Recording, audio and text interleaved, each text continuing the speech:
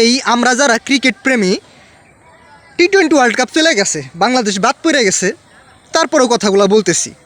এই আমরা যারা ক্রিকেট প্রেমী, আমরা যারা বাংলাদেশ ক্রিকেটের ফ্যান, আমরা এক একজন এক একটা উচ্চ বংশীয় নির্লজ্জ।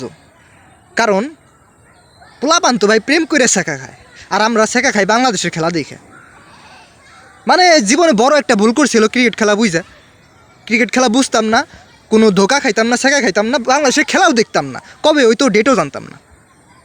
কিন্তু আমরা যারা এই বাংলাদেশের খেলা দেখার জন্যে অনেক ব্যস্ততার মধ্যে থেকেও একটু সময় বের করি এই আশা নিয়ে যে বাংলাদেশ হয়তো আজকের ম্যাচটা জিতব, বাংলাদেশ বাদ পড়ে গেছে, তারপরেও কথাগুলো বলতেছি যে আমরা এক একজন এক একটা উচ্চ বংশীয় নির্লজ্জ। কারণ আমরা এত কিছু হওয়ার পরেও বাংলাদেশকেই ভালোবাসি। তার জন্যই আমি বলতেছি যে আমরা এক একজন এক একটা উচ্চ বংশীয় নির্লজ্জ।